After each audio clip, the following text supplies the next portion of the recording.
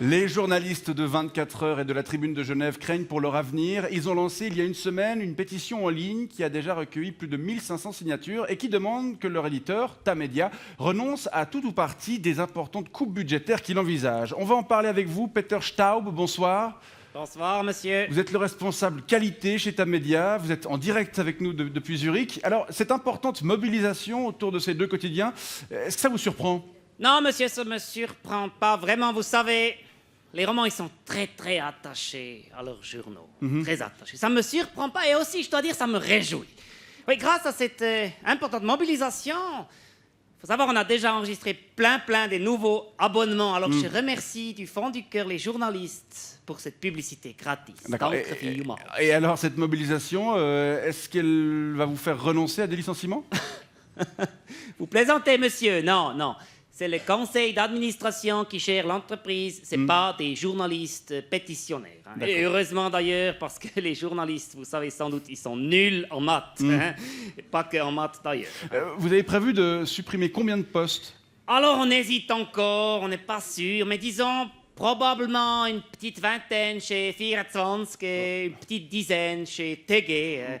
On communiquera le chiffre définitif la semaine prochaine, probablement. Mais ça fait presque 20% de chaque rédaction. Oui, environ, c'est juste. Vous calculez bien. Ma foi, vous savez, qu'est-ce que vous voulez ? Un journal, ça doit être rentable. Et il faut dire, c'est pas assez le cas actuellement. D'accord, mais votre entreprise, Tamedia, oui. elle est rentable, non ? Alors ça, vous pouvez y aller très rentable. Hein. Et en 2015, on a même pu payer 6 millions de francs suisses de salaire à notre CEO, Christophe Tonini.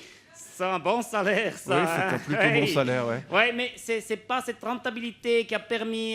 c'est pas la rentabilité de TG et 24 qui ont permis ce salaire. En effet, elle vient plutôt de vos sites internet. La rentabilité ? Oui, la rentabilité. Oui, c'est clair. Vos sites internet de petites annonces, un domaine dont vous avez retiré la gestion à vos journaux. Oui, les petites annonces, vous savez, ça génère beaucoup de cash. Nous, à Zurich, on préfère, pour des raisons qu'on ne peut pas vous expliquer, gérer ce cash directement depuis Zurich. C'est plus simple. Mais avec ce cash, comme vous dites, la tribune de Genève et 24 heures aurait moins de soucis de rentabilité. Sans doute, oui, c'est possible. Mais malheureusement, ce cash, maintenant, il est à Zurich. Hein? Sorry. Monsieur Staub, vous le savez, ces possibles licenciements péjoreraient la qualité des journaux concernés. Hein? C'est possible, oui. Ce qui pourrait les amener à perdre des lecteurs. Oui, c'est possible. Et donc à perdre encore plus de rentrées publicitaires. Oui, c'est possible. Ce qui pourrait à terme menacer les titres dans leur existence même. Oui, c'est possible. Mais comme j'ai dit au début, vous savez, les romans, ils sont très attachés à leurs journaux régionaux. Ouais. On ne peut pas les fermer comme ça, pouf, d'un coup, ce serait trop violent. Alors on fait ça gentiment, en douceur. Une vingtaine de postes par-ci, une dizaine par-là, dans quelques mois, une nouvelle charrette, après encore une autre. Et puis, à la fin, les quelques journalistes qui restent, ils partent tous en burn-out. Et alors, il n'y a plus personne pour faire le journal. Et alors, on dit, mais il n'y a plus personne pour faire le journal. Hein. On doit arrêter. Sorry, c'est pas notre faute. Hein. Ouais. Ça sent vraiment le sapin pour les journaux de l'arc lémanique. Oui, mais à part ça, j'aimerais quand même rassurer les romans. Il ne faut pas vous inquiéter si 24 et TG disparaissent vraisemblablement dans 2 années ou 3 années. Il restera toujours Lausanne Cité et GHI, qui appartient aussi en partie à Tamedia, 50%.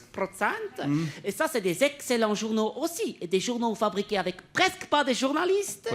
Des journaux qui contiennent plein d'offres alléchantes pour le week-end. Et c'est surtout des journaux qui sont gratis. Voilà. Non, il faut vous rassurer, monsieur. Tamedia ne va pas abandonner les romans. Je ne sais pas si c'est vraiment rassurant, mais on vous remercie pour ces explications, Peter Staub. Et rendez-vous donc la semaine prochaine pour connaître le sort de ces deux journaux. Bonne soirée. On compte bien encore tirer de l'argent de vous. Très bien. Bonne soirée à Zurich. Bonsoir.